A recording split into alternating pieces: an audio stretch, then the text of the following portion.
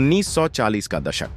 भारत एक ऐसी मंजिल पर खड़ा था जहां हर कदम इतिहास को नया आकार दे रहा था। स्वतंत्रता की ललक, सामाजिक अन्याय का दंश और हिंदू मुस्लिम तनाव की आग, यह वह समय था जब एक सवाल हर भारतीय के मन में गूंज रहा था, क्या भारत एकजुट रहेगा या टुकड़ों में बंट जाएगा।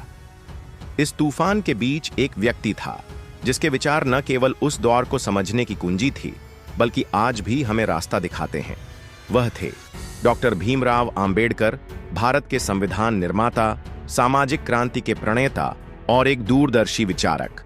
आज हम आपको ले चलते हैं उनके उन विचारों की यात्रा पर जो उन्होंने पाकिस्तान के निर्माण के बारे में व्यक्त किए थे। और हां, इस कहानी के अंत में एक ऐसा दावा है जिसे सुनकर आप चौंक जाएंगे। तो चलिए वीडियो शुरू करते हैं। दोस्तों, 1940 में लाहौर में मुस्लिम लीग ने एक प्रस्ताव पारित किया जिसने भारत के भविष्य को हमेशा के लिए बदल दिया। मोहम्मद अली जिन्ना ने एक अलग मुस्लिम राष्ट्र पाकिस्तान की मांग रखी। यह मांग केवल धार्मिक आधार पर नहीं थी, इसके पीछे गहरे सामाजिक, सांस्कृतिक और राजनीतिक मतभेद थे। हिंदू मुस्लिम तनाव बढ़ता जा रहा था। गांधी जी और कांग्रेस एकजुट भारत की बात कर रहे थे, लेकिन सांप्रदायिक दंगे और अविश्वास की खाई चौड़ी होती जा रही थी। इसी दौर में बाबा साहेब आंबेडकर जी ने इस जटिल मुद्दे को अपने तर्क और विश्लेषण की कसौटी पर कसा। वे न तो भावनाओं में बह गए, न ही किसी एक पक्ष का अंध समर्थन किया। उन्होंने ठंडे दिमाग से पूछा, क्या एकजुट भारत संभव है, और अगर नहीं तो इसका समाधान क्या है। उनकी यह खोज हमें उनकी पुस्तक थॉट्स ऑन पाकिस्तान में मिलती है, जो 1941 में प्रकाशित हुई। थॉट्स ऑन पाकिस्तान बाबा साहेब की सबसे महत्वपूर्ण रचनाओं में से एक है।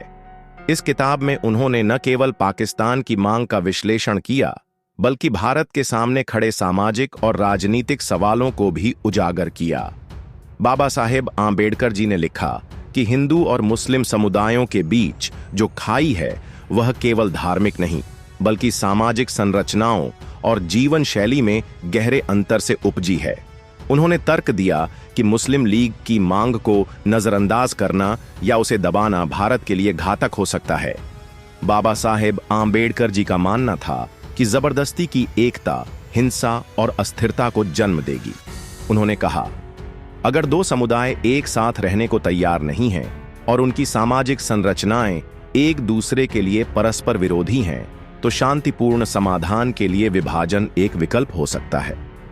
लेकिन क्या इसका मतलब यह था कि बाबा साहेब आंबेडकर जी विभाजन के समर्थक थे? बिल्कुल नहीं। वे एक व्यावहारिक विचारक थे। उनका कहना था कि अगर एकजुट भारत संभव है तो उसे सामाजिक समानता और आपसी सम्मान पर आधारित होना चाहिए। लेकिन अगर यह संभव नहीं तो विभाजन को व्यवस्थित और शांतिपूर्ण तरीके से करना होगा।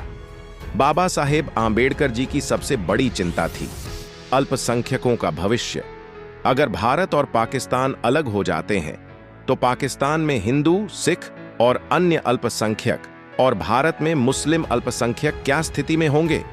उन्होंने चेतावनी दी कि बिना मजबूत संवैधानिक सुरक्षा के दोनों देशों में अल्पसंख्यकों को भेदभाव और हिंसा का सामना करना पड़ सकता है।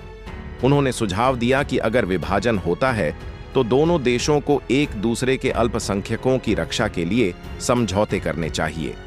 उनकी यह दूरदर्शिता उस समय कितनी महत्वपूर्ण थी, इसका अंदाजा हमें 1947 के विभाजन के बाद हुए दंगों और विस्थापन से लगता है। लाखों लोग बेघर हुए, हजारों की जान गई। बाबा साहेब आंबेडकर जी की चेतावनी को अगर गंभीरता से लिया जाता तो शायद यह त्रासदी कम भयावह होती।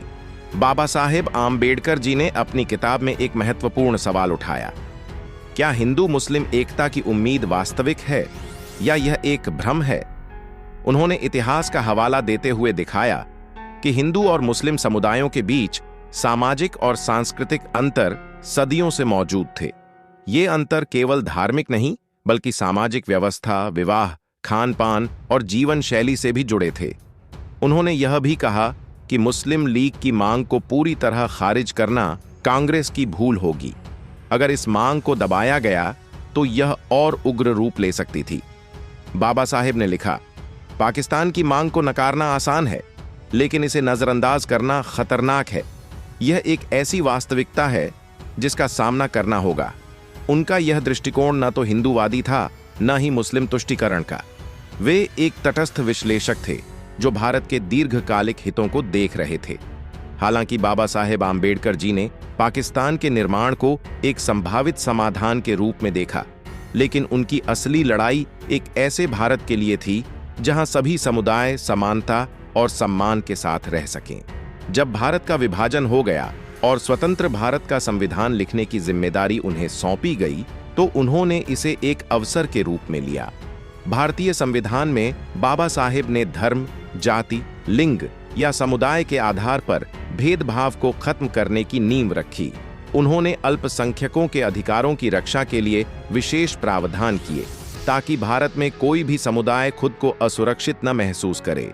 यह उनकी उस दूरदर्शिता का परिणाम था जो उन्होंने थॉट्स ऑन पाकिस्तानियत में व्यक्त की थी। अब हम उस बड़े दावे की बात करते हैं जिसने बाबा साहेब के विचारों को और भी महत्वपूर्ण बना दिया। थॉट्स ऑन पाकिस्तान में बाबा साहेब आम्बेडकर जी ने एक ऐसी भविष्यवाणी की जो उस समय अकल्पनीय थी, लेकिन आज हमें उसकी सच्चाई पर विचार करने के लिए मजबूर करती है। पाकिस्तान का निर्माण अगर होता है तो यह केवल एक भौगोलिक विभाजन नहीं होगा, यह एक ऐसी व्यवस्था को जन्म देगा जो धार्मिक कट्टरता और सैन्य शासन की ओर बढ़ सकती है। लेकिन यह भी संभव है कि समय के साथ पाकिस्तान को अपनी पहचान और स्थिरता के लिए भारत के साथ सहयोग करना पड़े। यह दावा कितना आश्चर्यजनक था। बाबा साहेब ने न केवल पाकिस्तान के निर्माण की संभावना को देखा, बल्कि उसके भविष्य के राजनीतिक और सामाजिक ढांचे की भी भविष्यवाणी की। आज जब हम भारत पाकिस्तान संबंधों को देखते हैं, चाहे वह तनाव हो, युद्ध हो या शांति वार्ता की कोशिशें, बाबा साहेब का यह दृष्टिकोण हमें उनकी दूरदर्शिता का एहसास कराता है। उन्होंने यह भी कहा कि दोनों देशों को अपने अपने अल्पसंख्यकों की रक्षा के लिए मिलकर काम करना होगा, वरना यह विभाजन स्थायी शांति के बजाय स्थायी संघर्ष को जन्म देगा।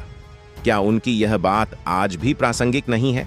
बाबा साहेब आम्बेडकर केवल एक विचारक या संविधान निर्माता नहीं थे, वे एक ऐसी आवाज थे जो अन्याय के खिलाफ खड़ी हुई, चाहे वह जातिगत हो, धार्मिक हो या सामाजिक। पाकिस्तान के मुद्दे पर उनके विचार हमें सिखाते हैं कि किसी भी समस्या का समाधान भावनाओं से नहीं, बल्कि तर्क, संवाद और सभी के हितों की रक्षा से संभव है। उनकी पुस्तक थॉट्स ऑन पाकिस्तान आज भी हमें यह सोचने के लिए प्रेरित करती है कि एक मजबूत राष्ट्र कैसे बनाया जा सकता है। उनका मानना था कि सच्ची एकता तब आएगी जब हर नागरिक को समान अधिकार, सम्मान और अवसर मिलेंगे। बाबा साहेब आम्बेडकर ने हमें एक ऐसा भारत दिया जो विविधता में एकता का प्रतीक है। उनके विचार, उनकी भविष्यवाणियां और उनकी दूरदर्शिता आज भी हमें रास्ता दिखाती है। आइए हम उनके दिखाए मार्ग पर चलें और एक ऐसे भारत का निर्माण करें जहां न कोई भेद हो, न कोई भय। तो दोस्तों, आपके इस विषय पर क्या विचार है, हमें कमेंट करके बताइए। और अगर वीडियो पसंद आया हो तो वीडियो को लाइक करके चैनल को सब्सक्राइब जरूर करें और बेल आइकॉन प्रेस करें। मिलते हैं किसी और वीडियो में। जय भीम, जय भारत, धन्यवाद।